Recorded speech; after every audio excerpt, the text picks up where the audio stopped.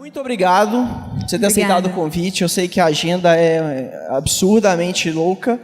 Então, para a gente receber você aqui hoje no Palácio das Artes, essa galera toda, é um privilégio muito grande. Eu queria começar perguntando para você como que foi o início. Porque, assim, hoje as pessoas olham e vê o sucesso internacional e tudo mais, e as pessoas sabem que tem uma trajetória, né? Mas como que foi o inicinho mesmo lá? Até antes de você decidir, talvez, que queria ser uma cantora, se é que em algum momento você pensava em ser outra coisa. Não, eu já nasci com essa vontade de ser cantora desde bebê, já falava isso, já tinha essa convicção. Antes, eu não me especializei em artes, né? Eu tinha muita vontade de fazer isso, mas eu tive uma infância... Eu vim de um lugar muito humilde, então meu pai não apoiava muito essa coisa de estudar artes. E eu estudei administração. Então, fiquei 3 anos fazendo administração no curso preparatório. Terminei um curso técnico de administração e depois fui fazer estágio na Vale do Rio Doce. Então, lá eu comecei a conviver um pouco com a vida, com tudo que eu tinha aprendido, né, de administração. Eu comecei a me conhecer nesse lado. Só que eu não era 100% feliz porque eu sempre quis muito fazer o que eu faço hoje. Então eu comecei pela porta que me abriu. Eu sempre fui muito eclética, embora as pessoas achem que eu só gosto de funk, só escuto funk. Não, eu não escuto só o que eu faço. Mas o funk foi a primeira oportunidade que me apareceu. E eu já amava, já gostava muito. E acabei agarrando essa primeira oportunidade que... de longe, para qualquer outra pessoa da minha família ou amigos que eu tivesse contado, todo mundo pensou que era uma oportunidade quase que não era uma, né, por tão pequena e tão simples que parecia, mas eu fiquei insistindo até acontecer o que eu queria que acontecesse. Muito bom. Eu fico pensando, assim, você sempre queria cantar e ser artista e tudo mais, mas quando você trabalhava na mineradora, teve alguma coisa específica que aconteceu ou que em algum momento que você falou, agora eu vou apostar nisso? Então, eu tenho uma funcionária, uma colaboradora minha, que fala que eu não dou ponto sem nó. E eu tenho um pouquinho disso, sim. Quer dizer, eu tenho muito disso. Eu sempre gostei muito de dançar, eu ia para muitas festas, eu era nova, mas eu já adorava sair para dançar. E lá eu conheci, no Rio de Janeiro, tinha uma empresa ainda existe, de funk, chama Furacão 2000. E essa empresa tinha um programa de televisão, e tinha alguns artistas que cantavam funk, assim. E eu ia para essas festas que eles promoviam. Daí eu comecei a ver que tinha uma câmera lá e falei, vou ficar amiga dessa galera, né? Porque assim, se eu fosse pensar nos meios que eu tinha ali, que eu conhecia e que eu tinha nas minhas mãos perto de mim, para fazer eu chegar onde eu queria chegar artisticamente, esquece, os meios convencionais eu jamais ia encontrar. Então o que eu fiz foi encontrar uma outra maneira. Nessa época eu já era estagiária na Vale do Rio Doce, e coloquei um vídeo, depois eu fiquei amiga de todo mundo lá dessa empresa, e coloquei um vídeo cantando na internet, dançando a música da apresentadora do programa, que é um programa local. Então essa galera viu, começou um burburinho, e com isso eu fui lá, todo santo dia enchendo o saco deles, e realmente enchendo de verdade, até eu conseguir... ter uma música, lançar essa música. E daí eu ia para lá, mesmo que fosse para não fazer nada. Eu ia para lá assistir os outros trabalharem, assistir os cantores fazerem música, assistir o produtor trabalhar, assistir a menina vendendo show. Eu só pedia, eu entrava, falava, posso ficar aqui sentada? E passava o dia inteiro só observando. E assim eu fui aprendendo um pouco de como funcionava esse meio que eu estava entrando. Daí eu continuei na Vale, em paralelo eu fazia alguns bailes, algumas festas de funk, e eu tinha um número fake, um e-mail fake de uma empresária X, de um empresário X, que eu falava que era o meu irmão, mas era eu, da Anitta, e ia fechando os negócios e fazendo tudo, bem aprendendo comigo mesma e olhando muito, observando muito como os outros faziam. Eu sempre fui muito curiosa, então eu perguntava muito, o que tá fazendo aqui? Por que isso? Por que aquilo? Então, fui aprendendo ali no meio de campo. Depois disso, eu tive que tomar uma decisão, porque eu fiquei um ano na Vale, e eles iriam me efetivar. Eu tinha 17 anos, ia fazer 18 assim que a gente começasse o novo contrato. Nesse momento, eu já estava treinando novos funcionários, e eu cheguei no dia de assinar a efetivação, o meu contrato de verdade, né? Não só como estagiária, e eu desisti bem no dia de assinar. Eu falei, porque eles perguntaram, mas como vai ser, você está cantando, porque eu já cantava um pouco, e ele falou, como vai ser, você está cantando agora, como vai ser para você se dedicar aqui na empresa? E eu falei, não vai ser legal. E saí e resolvi tentar a carreira de cantora sozinha, sem uma segurança por trás, né? Legal, acho que muita gente acaba passando por isso aqui. Tem muitos empreendedores de primeira viagem aqui nessa plateia. É um mercado muito novo, né, que a gente trabalha aqui. E tem sempre esses pontos assim, de decisão, né?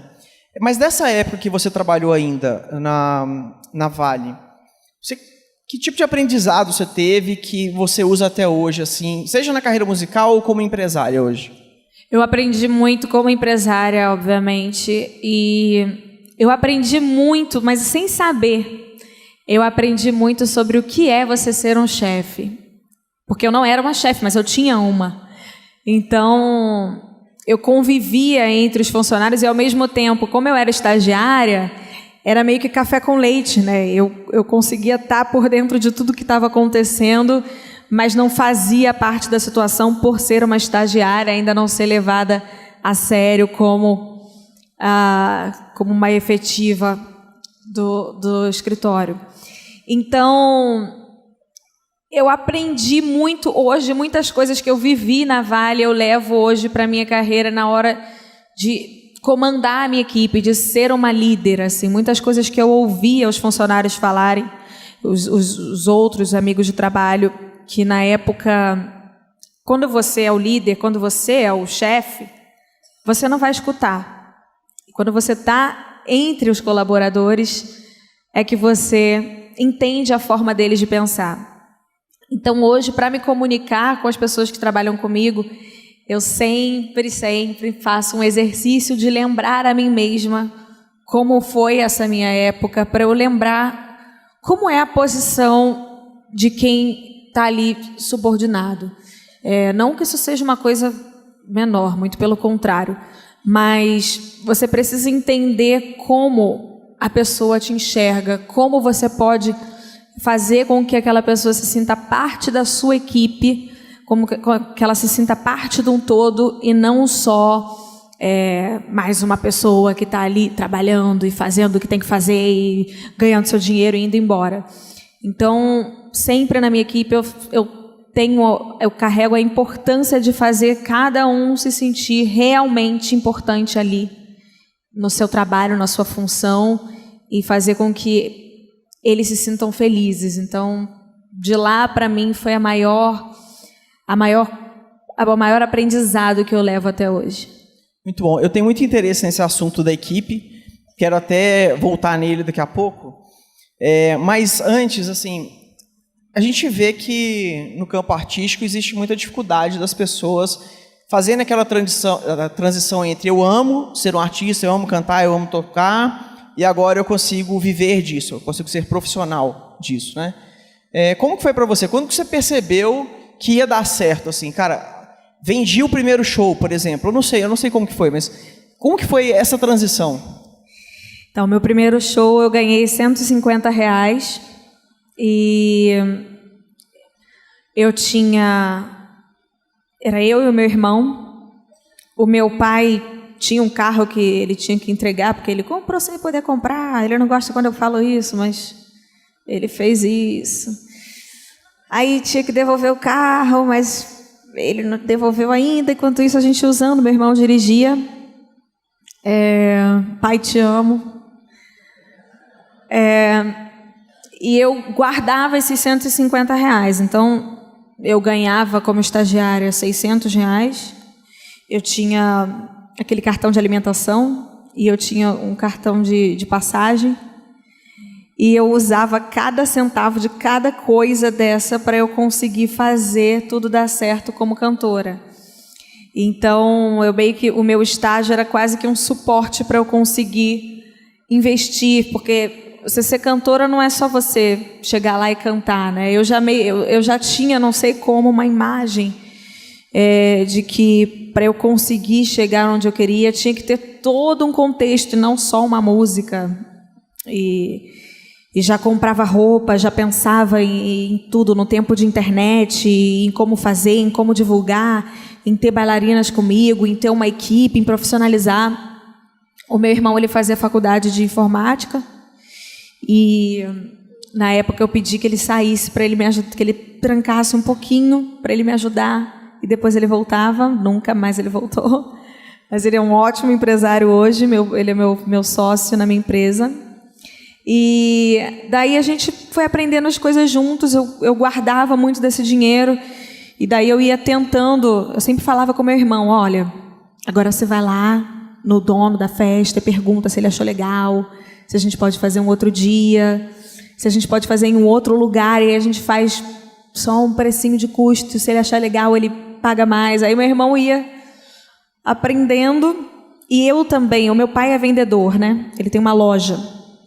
E eu sempre fiquei muito, quando eu viajava para ficar com meu pai, eu ficava muito com ele dentro da empresa. Então eu via muito como funcionava a coisa de venda. Ele vendia bateria de carro. Só que vender é vender, né? Então eu só não fui boa como vendedora de roupa, porque quando as pessoas vestiam eu não conseguia falar que estava bom sem estar bom. Mas desde que eu acreditasse no meu produto, eu consegui vender ele super bem. Meu produto era eu mesma, então estava tudo certo, eu acreditava, eu consegui vender bem. Daí eu falava com meu irmão, falava: você vai falar com ele e tal, fala que a gente vem um outro dia. E conheci bailarinas, ia fazendo alguns negócios de tentar diminuir custo e aumentar, colocava uma garantia para conseguir pagar menos. Enfim, essas coisas, essas contas que a gente faz, né, para conseguir fechar no final do mês, fechar no verde ou então no zero. E daí foi crescendo e a gente ia fazendo tentativas de aumentar o cachê e sempre fazendo um relacionamento muito forte com o contratante, nunca deixando uma relação de dinheiro, sabe? Era sempre uma relação de: e aí, tá legal, me ajuda aqui que eu te ajudo ali. E aí a gente começou a ter uma clientela fiel que sempre trabalhava com a gente, e daí fomos crescendo dessa maneira. O que você percebia que mais fazia aumentar seu cachê nessa época? Quando você tentava, agora funcionou. Por que vocês acham que as pessoas passaram a cada vez mais no início, né? Agora é outra história, mas mais no início, o que vocês acham que as pessoas mais entendiam que valia mais a pena pagar mais pro seu show? Então, eu sempre esperei o resultado. Desde hoje, até hoje, eu faço isso. Eu nunca aumento um valor sem eu ter certeza de que eu estou dando resultado para a pessoa que está me contratando. Então, muitas vezes eu já estava bem, assim, lancei uma música. Isso é no Rio de Janeiro, tá, gente? Que aqui, eu sei que fora do Rio de Janeiro eu fui conhecida com o Show das Poderosas, já era outra coisa. Mas no Rio de Janeiro tinha um circuito de funk ali, do subúrbio, e das pessoas, esse nicho que já funciona sem que os outros estados necessariamente conheçam. É diferente de hoje, que tem Spotify, as coisas crescem e vai para o Brasil inteiro. Tinha um nicho ali no Rio de Janeiro que funcionava localmente, por conta dessa rádio também. As coisas não eram como é hoje em dia, o streaming tão forte, tudo online tão forte. Então, eu comecei a fazer as minhas músicas e eu ia sempre por um valor quase que dado e fazia questão de entregar uma coisa muito boa. Então, com isso, o cliente chegava e falava: nossa, eu adorei. E aí eu marcava uma próxima, ainda não aumentava o meu cachê. E quando ele tivesse uma segunda certeza de que não foi sorte, de que foi realmente muito bacana, porque é bacana, aí na terceira vez eu já falava: então agora vamos aumentar um pouco. E nunca recebia uma negativa, era sempre claro, vamos lá, porque daí eu já estava estabelecendo realmente um relacionamento com o cliente, não só uma questão de: olha, eu estou estourada, me dá tanto. Eu nunca fiz isso. Eu sempre, por mais que me falasse: não, você já pode, até hoje, você já pode estar cobrando tanto. Eu não gosto. Eu gosto de primeiro dar o resultado para depois eu cobrar o que eu acho justo. Primeiro gera o máximo de valor possível, depois tenta capturar um pouquinho de valor. É que eu acho que assim você cria um relacionamento, sabe? Eu acho que você cria uma história e não só... Eu gosto muito de me relacionar com os meus clientes, não só de show, mas de marcas, enfim, de quem vai trabalhar comigo. Eu gosto muito de me relacionar ali como pessoa, né? Eu entender se aquela pessoa está bem, se aquela pessoa se deu bem, o que ela precisa.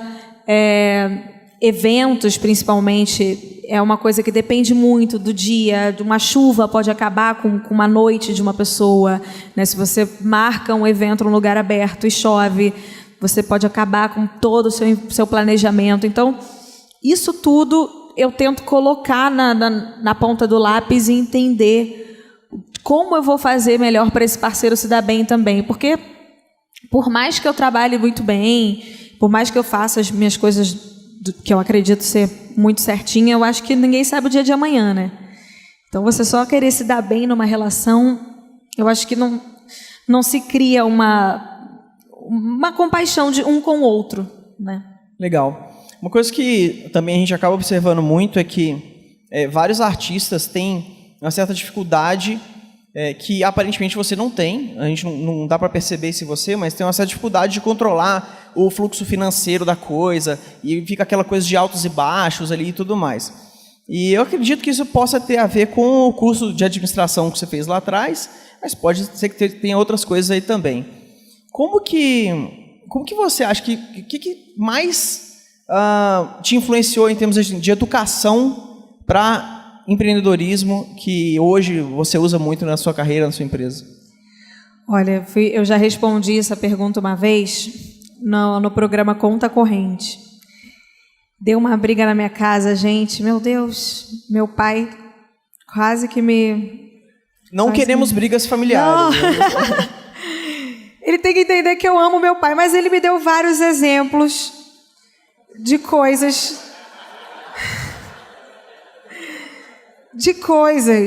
que não devem ser feitas, às vezes. Ele fica com raiva, mas você ensinar um caminho que não é para fazer também é muito legal, pai.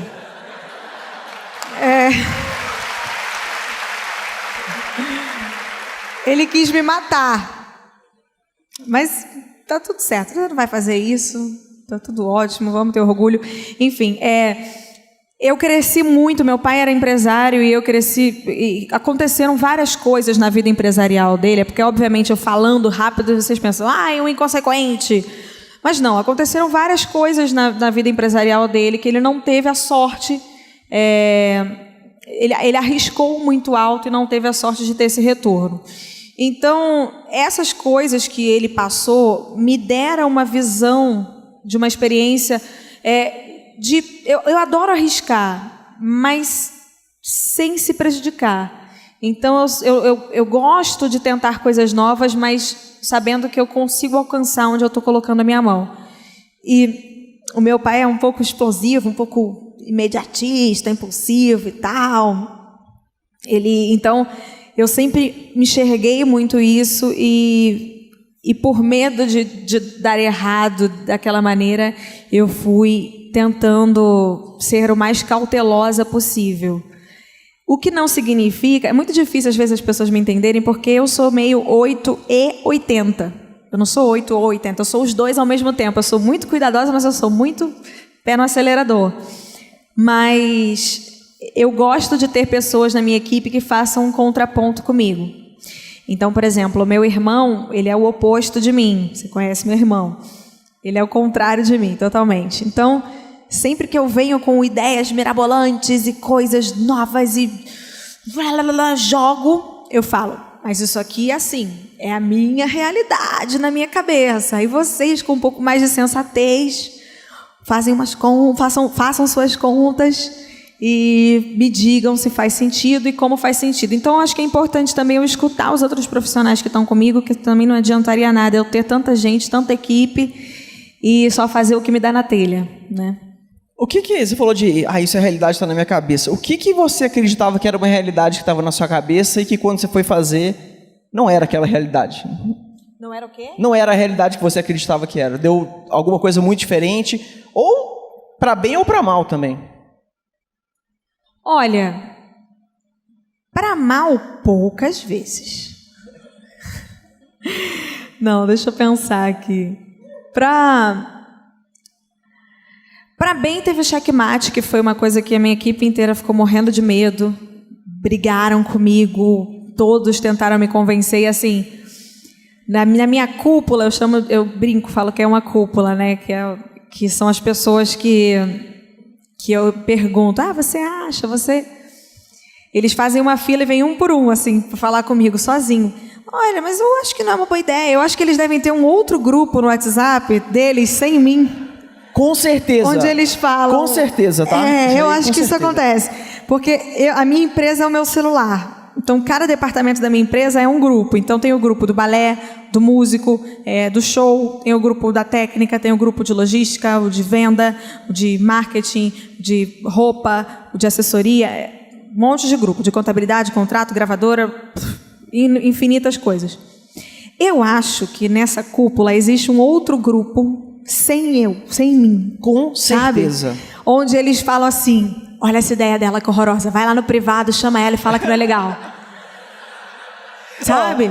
Aí vem o primeiro e tenta. Aí eu boto lá no grupo, olha, fulano tá aqui me falando no privado que não quer. Aí vem um outro, olha, sozinho ali no privado, eu também acho. Então, eu acho que ficam eles lá macumunando sem mim, assim, vamos tentar agora você, vai convencer ela. Esse negócio de grupo de empresa é o seguinte, todo mundo sabe que tem um grupo que não tem o CEO. Só que, em algum momento, esse grupo acaba precisando do CEO. Aí eles botam o CEO no grupo. Aí tem tipo um diálogo de 3 linhas e depois o grupo nunca mais fala nada. Porque eles criam outro grupo, sem o CEO. Então, no meu caso, eu acho que é realmente esse grupo paralelo, onde eles vão debatendo tudo que eu estou jogando no grupo real, que eu conheço, que eu tenho ciência. Eu acho que eles nem imaginam que eu desconfio disso, mas sim, eu não sou idiota. Com certeza vocês têm isso. Que vocês... Eu também não, hein? Só avisando os troopers aí. Sempre alguém vem falar comigo como quem não quer nada, logo depois de eu jogar uma ideia mirabolante. Mas eu estava pensando aqui... Não estava pensando sozinho, né? Estava falando com os outros. Claro.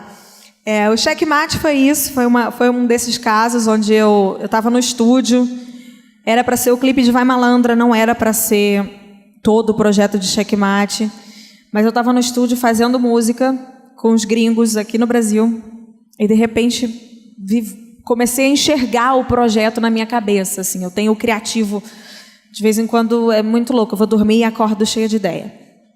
Então, comecei a enxergar na minha cabeça, ouvindo aquelas músicas, todas as ideias. Mandei para eles, faltava só 1 mês para o início da loucura que eu tinha inventado. Então, eles falaram, olha, 1 mês não dá para a gente criar e capitalizar para um projeto desse tamanho, e etc.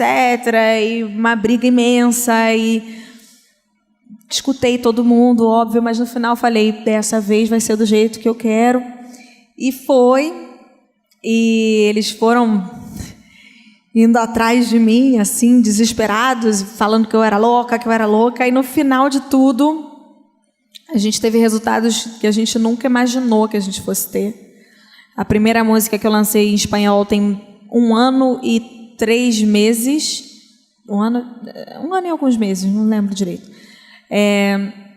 E a gente já teve resultado de todo o investimento que a gente fez em outros idiomas. Então, eles viram que no final é legal você arriscar se você tem segurança, né, no que você está fazendo. E eu tinha muito certinho na minha cabeça como fazer, conseguir convencê-los. Mas também não adianta nada eu mandar eles fazer, mandar por mandar e ficar nesse mandei, né? Eu tenho que convencê-los de que a ideia é boa para que eles façam com o coração. Então, no final de tudo, eles acreditaram em mim, estavam super empolgados e deu tudo certo. Obrigada. Muito bom. Anitta, você falou agora da primeira música que foi lançada em espanhol e tudo. A gente também passa por um momento de internacionalização. Eu até falei com você agora lá atrás. E assim, é sempre muito difícil, né? Pelo menos pra gente é muito difícil. Até a gente entender o que precisava ser feito para conseguir ter os primeiros resultados foi complicado. Como que foi para você? Como que você está enxergando essa internacionalização? Imagino que você tem vários tipos de desafios que são parecidos com os nossos também. O que você me conta disso aí? Então, isso para mim foi a maior dificuldade da minha carreira, a coisa mais difícil que eu já fiz. E em dado momento eu realmente achei que eu não fosse conseguir. A gente tem que pensar o seguinte, para todo mundo que conversa comigo, que quer internacionalizar ou a sua carreira ou a sua marca. Infelizmente, a gente vive num mundo competitivo. Muita gente... E a gente tem uma preciosidade, o nosso país é uma preciosidade que o próprio brasileiro não dá o devido valor, mas não tem noção de como nós somos valiosos. Nós somos muitos, nós temos números impressionantes, nós temos resultados inacreditáveis. Se você compara com números e resultados de qualquer produto ou artista fora do Brasil que não tenha o mercado brasileiro, serão números iguais, por mais que tenham todos os mercados. Se não tiver o brasileiro, não consegue se equiparar ao maior produto brasileiro. Nós temos números imensos, resultados imensos, e muitas vezes essa vontade de se internacionalizar, principalmente se você entende que internacionalizar, se você não entende que internacionalizar é só para você ter algo a mais para você mesmo, para a sua realização, e não de preciosidade, porque o que nós temos é muito valioso já. E lá fora tem gente que se mata para conseguir ter o que nós temos aqui dentro, o que um grande produto tem aqui dentro em resultados, que são os nossos números, que é o nosso público, que é ganhar a nossa audiência e o nosso gosto, né? E muita gente vai se aproveitar disso, dessa falsa ilusão de que só lá fora que é legal, para justamente usar o que a gente tem de bacana, que são os nossos resultados, o nosso know-how de como ter o nosso público brasileiro, que é um público muito difícil de ser agradado, mas também muito fiel e muito, muito forte, e não vai fazer a parte deles lá fora. Então, sempre que você entra numa negociação ou você entra numa reunião lá fora, você tem muito que pensar com a cabeça de quem está ali falando com você, sabe? E se eu fosse essa pessoa? Por que é interessante para ela estar comigo? E se você não conseguir responder essa pergunta, se a única maneira de você responder essa pergunta for porque daí ela consegue, em troca, ter o que eu tenho aqui, é um caminho perigoso. Não, com certeza. E até com aquela conversa que a gente teve, uma coisa que ficou clara para mim independente de todo o sucesso que existe, vai começar num mercado novo, você começa menor e vai aos poucos e vai para o campo de batalha, de verdade. Sim, né? Eu acho que uma coisa que é preciso ter em mente também é que quando você começa em outro mercado, você tem que entender que você começou do zero de novo. Você não pode querer chegar em outro mercado, em outro país que tem outra cultura, com a mesma forma de trabalhar, com as mesmas estratégias e o mesmo pensamento e posicionamento que você tem no mercado que você já conquistou. Não. Você tem que regredir, voltar a tudo que você fez e começar do zero exatamente da maneira que você fez no seu início. Isso é bem cansativo. Eu acho que essa é a parte difícil assim para as pessoas de você já estar aqui em dado lugar, mas quando você está em outro lugar, você tem que se colocar onde você está e entender que não, que é menos, que é pequeno. E muitas vezes a minha própria equipe ficava assim para mim, principalmente as pessoas que já trabalharam com artistas internacionais ficavam, não, mas olha quem você é, você vai fazer isso. E eu falava, olha quem eu sou, onde eu tô, quem eu sou, aonde estamos agora. Então a gente tem que se portar como tal.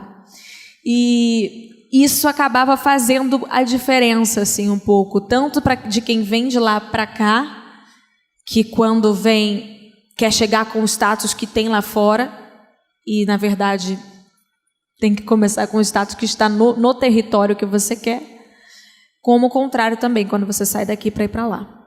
Muito bom, acredito muito nisso também, falei um pouco disso aqui no início do evento. Agora, vamos falar um pouquinho da equipe, né? É óbvio que não dá para fazer o que você fez ao longo dos anos sozinho. Eu queria entender como que foi o início da construção da equipe. Eu sei que o Renan trabalha com você desde o início, acredito, mas depois veio mais pessoas. Como que você foi selecionando essas pessoas no início?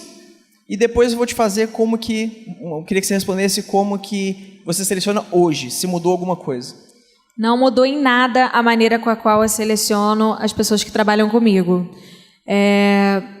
Eu já empreguei uma fã que eu via que era muito dedicada e eu achava que... Na verdade, eu ficava curiosa como ela conseguia descobrir aonde eu estava, a hora que eu estava, o hotel que eu ia estar, a hora que eu ia comer, a hora que eu ia tomar banho. A menina sabia tudo. Eu pensava, nossa, você tem que usar esse CSI todo para uma coisa a mais, né? Ela pode ter hackeado seu e-mail, né? Mas ainda assim é um grande talento. Eu pensei, caramba, essa menina, eu quero usar esse talento para o meu bem, para o meu trabalho. Eu falei, vem trabalhar comigo. E a menina descobria tudo, o que eu gostava de comer, o que hoje em dia é mais fácil, mas lá no meu início não era fácil assim, não, descobrir tudo que eu gosto, que eu faço. Que loucura, que se eu beijei alguém, a menina já sabia no dia seguinte. E não era num prêmio.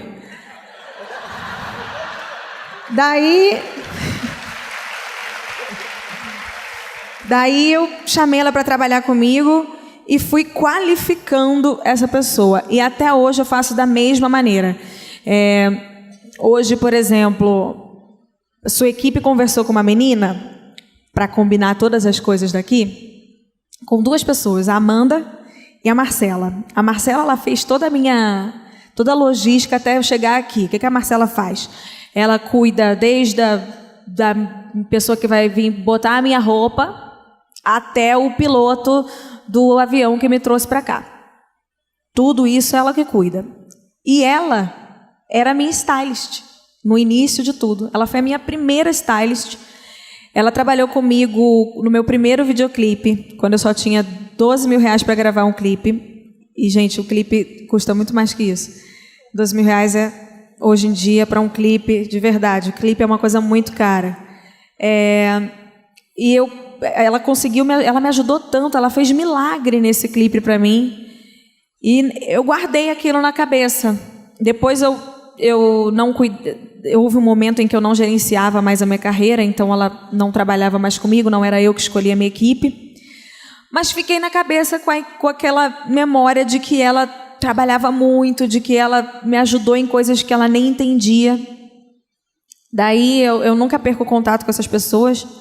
Mandei uma mensagem para saber como ela estava e ela falou, tô sem trabalhar. Então eu falei, vem trabalhar comigo. Ela, no quê? Eu falei, você vai descobrir quando você chegar aqui. E ela está adorando, se identificou, foi aprendendo e está super bem. A Amanda, que é a minha produtora pessoal, que viaja comigo e está em tudo quanto é lugar, ela era minha bailarina. E eu comecei, um belo dia eu estava gravando, assim, eu estava precisando muito de uma produtora, porque a gente começou com essa coisa do internacional a vir muito trabalho e eu tive que colocá-la no escritório. Então não tinha mais pessoa para ficar comigo. De repente eu estava dançando, olhei para a menina e falei: vem fazer um negócio aqui comigo. E ela agora é minha produtora e trabalha. Então eu não tenho muito isso de esperar, de procurar alguém qualificado especificamente naquilo, a não ser que seja um advogado, obviamente. Até a pessoa que cuidava para mim antes da parte de direito autoral e etc., ela era advogada, mas não era especializada nisso. Então, só se especializou nessa área, mas eu sempre procuro ver alguém que eu veja o potencial. E não a graduação, o diploma e etc., né? Obviamente, dependendo da área, se eu estou no financeiro, se eu estou, né, na parte de contratos, eu vou, obviamente, precisar de uma pessoa especializada, mas eu tento sempre procurar alguém que eu veja que as características de trabalho, de força de vontade, de dedicação, combinam com o que eu gosto. E aí, aprender, isso acaba virando de menos se a pessoa é dedicada. E qual que é o tamanho da equipe hoje? Como que funciona a empresa? Hoje, diretamente, eu tenho aproximadamente 50 pessoas, diretamente. Mas indiretamente, 200. São muitos fornecedores. É incontável. Não, isso aí indiretamente eu estou falando de terceirizados sem ser fornecedores, assim, assessores, porque eu tenho alguns setores que eu terceirizo, por exemplo. O meu vendedor é meu vendedor, ele trabalha dentro do meu escritório. A minha assessoria de imprensa, não, é terceirizada. Então, indiretamente, tem as pessoas que trabalham para essa assessoria que trabalham comigo. Então, indiretamente, é um número infinito de pessoas, mas ali, direto, que fala comigo todo dia, quase todo dia, umas 50 pessoas. Legal. Vamos falar um pouco dos conteúdos, né, que se produzem em mídias sociais, coisas do tipo, que é um sucesso absoluto também, né? Um Instagram gigantesco, todos os clipes sempre bombam. Como que é, assim, essa dinâmica sua de produzir os conteúdos, né? Tem alguém que fica por conta disso, tira as fotos e isso tem uma equipe que seleciona e você aprova? Como que é o dia a dia dessa produção de conteúdo sua? Então, como eu falei, eu resolvo tudo pelo celular, tudo. Eu tenho um grupo de cada tema que se relaciona ao meu trabalho. Até, às vezes são as mesmas pessoas, mas para os assuntos não ficarem paralelos e perdidos, a gente guarda um grupo para cada tema, para que a gente não se perca. Porque, obviamente, como eu sou o produto que a gente vende, eu não consigo fisicamente estar lá para coordenar toda a operação em pessoa. Então, o que eu faço é estar no meu telefone e, se todo mundo estiver ali conectado e ligado, vai conseguir saber, acompanhar exatamente o que está acontecendo no processo. Sobre mídias sociais, eu batalhei muito para chegar na fórmula que eu tenho hoje. Antes eu tinha uma pessoa que trabalhava só para mim, mas depois que virou outros países, outros tamanhos, eu realmente precisei ter uma empresa.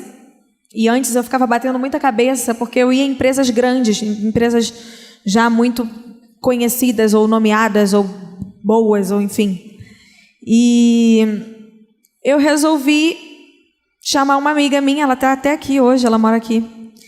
Ela tem uma empresa, ela acabou de abrir uma empresa sobre isso, e eu já tinha trabalhado com ela antes, eu sei o quanto ela é dedicada, o quanto ela é esforçada e batalhadora. Eu pensei, bom, não tem como essa empresa dela dar errado, porque ela é muito, muito competente. E ela nem era especificamente dessa área, mas resolveu atuar nessa área. Eu falei, vamos comigo, vamos fazer. E agora estamos aí numa linha perfeita que a gente encontrou de trabalho, onde a gente se fala sempre diariamente e a gente manda os conteúdos, assim, eu sempre vou planejando. Às vezes eu falo para a galera, pensa em alguma coisa, me dê alguma ideia do que você acha que pode ser feito, e se vir alguma ideia legal, eu abraço sem problema. E às vezes eu simplesmente falo, olha, eu quero fazer isso, isso e isso, gravem, eu quero que seja assim, quero que seja assado, mando um áudio explicando o grosso, né, o bruto da minha ideia, e depois eles vão detalhando para mim, assim, então se eu fizer assim, assim, assim, assado, e eu vou aprovando, e eles vão me mandando. A gente já tem meio que uma dinâmica, né? Por exemplo, fã-clube, a parte que seria o de atendimento, né?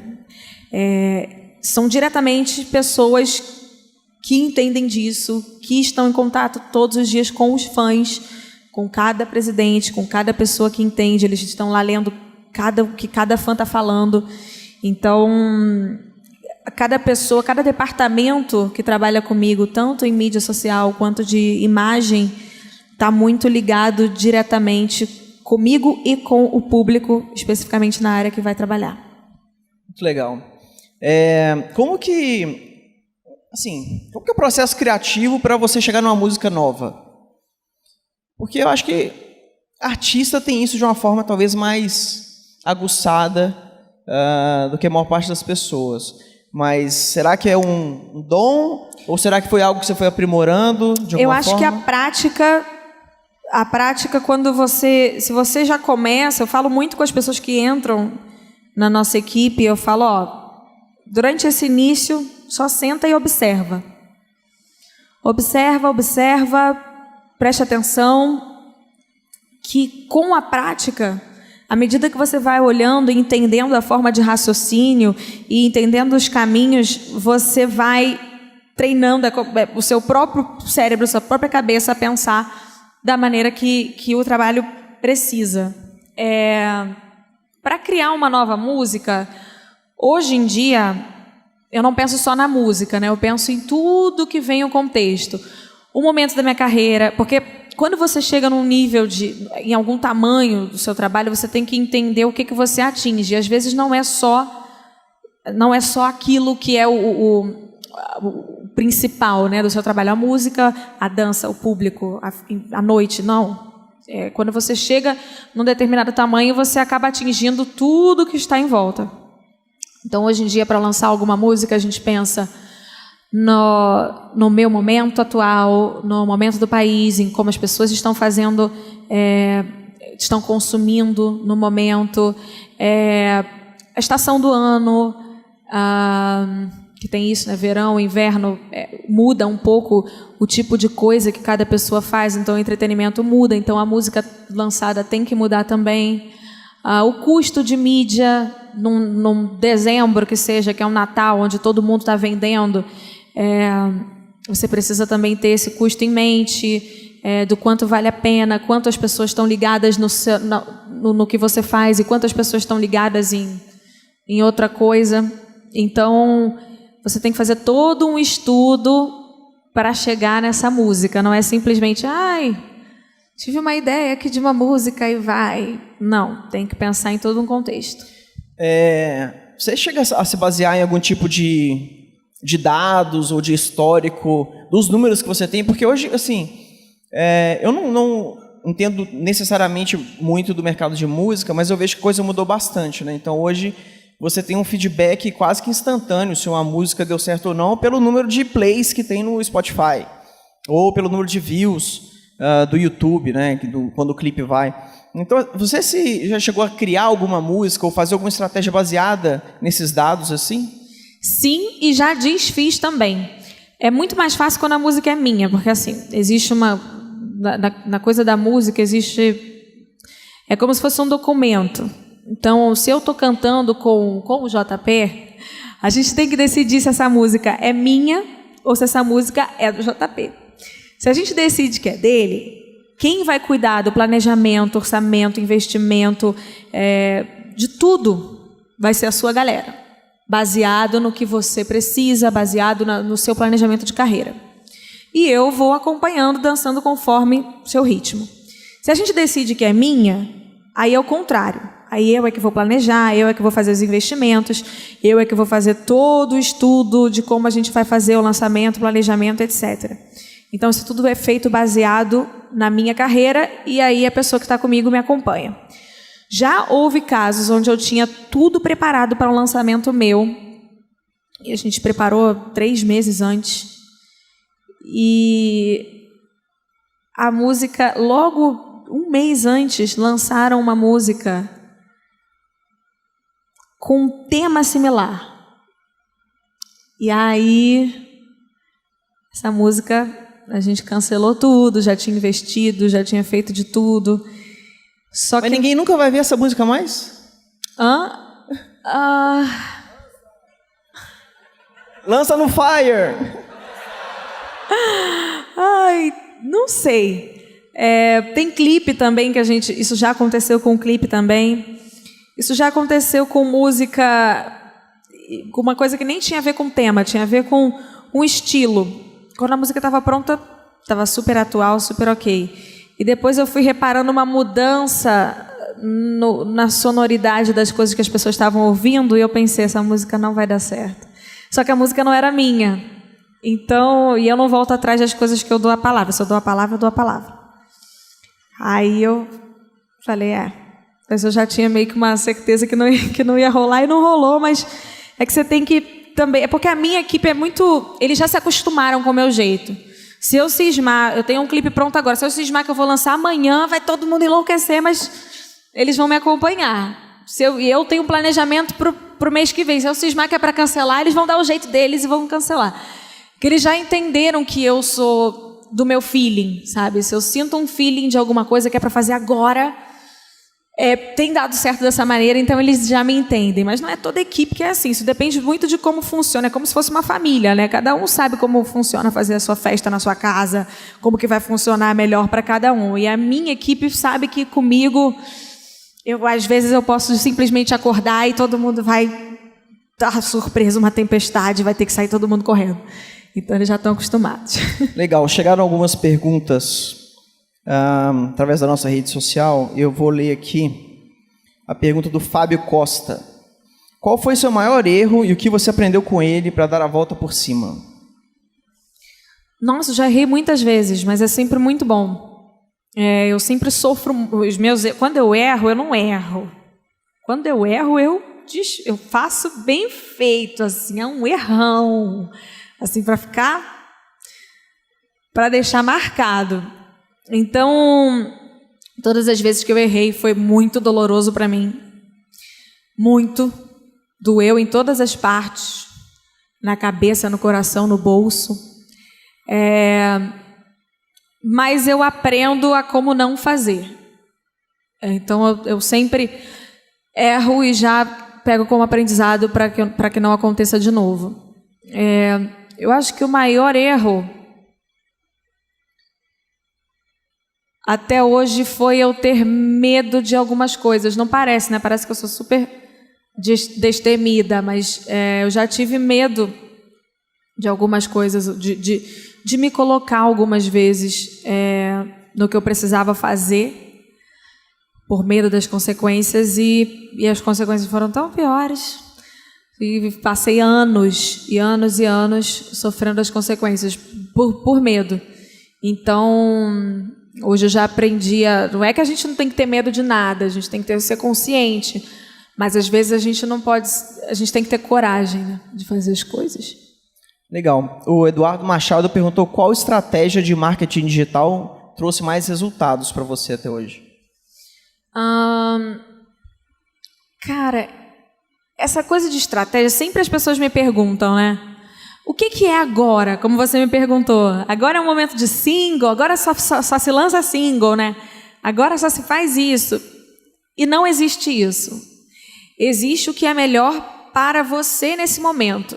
Porque o que é melhor para mim agora, eu com os números que eu tenho, com o alcance que eu tenho, com quantidade de pessoas e países que eu falo, não vai ser a mesma estratégia que é boa para mim nesse momento, não é boa para uma pessoa que está começando agora e que tem um outro tipo de público. Então, cada caso é um caso de verdade, e as suas estratégias têm que mudar conforme a sua carreira muda, conforme o seu produto muda. Não adianta só porque deu muito certo você fazer na última vez a estratégia digital X, atacar pelo YouTube. Então você toda vez vai fazer isso. Não. Primeiro que ser previsível é a coisa que a internet não perdoa. Então se você usa uma estratégia e na próxima vez você previsivelmente usa uma estratégia igual ou parecida, você não vai conseguir resultados maiores, você vai conseguir resultados parecidos, às vezes até menores.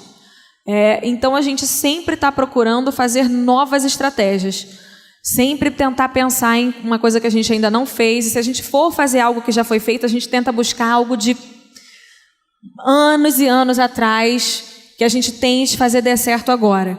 Seja qual for, se eu fosse tentar fazer desse ano, ainda veio muita gente, vamos fazer o checkmate de novo, então. Eu falei que não vai dar certo fazer de novo. Tem coisas que só funcionam ali, naquele momento. Deu certo pelo ineditismo, por como aquilo era imprevisível, era novo, era diferente. E pronto, fechou esse ciclo, você tem que pensar em uma nova ideia. Então, eu costumo dizer muito para minha equipe que não existe uma fórmula do bolo. Não é porque deu certo com o produto X que vai dar certo para a gente.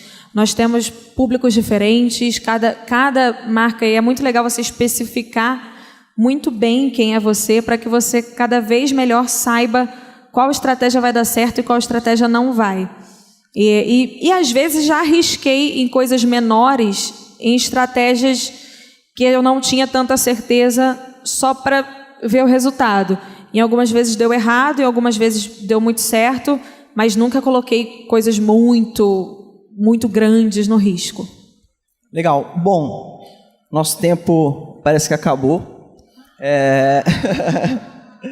Eu queria agradecer de novo. E antes, assim, só para a gente encerrar mesmo, tem muita gente que está começando agora, quer ser um criador de conteúdo, quer ser um empreendedor, e tem, enfim, está no momento de decisão ou com muita insegurança. O que você tem para dizer, assim, que tipo de coisa você falaria para esse público? Então, gente, o que eu costumo dizer para todo mundo, em toda palestra que eu dou, as pessoas estão muito ligadas hoje em dia nos exemplos, né?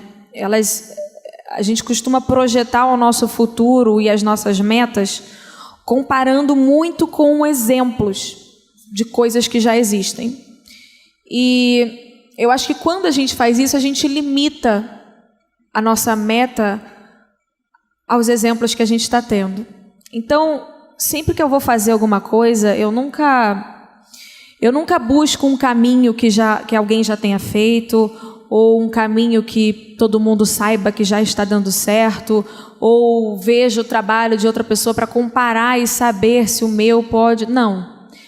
Eu acho que cada estudo de caso, cada caso é um caso, como eu já disse, e a gente precisa muito ser autêntico no que a gente faz.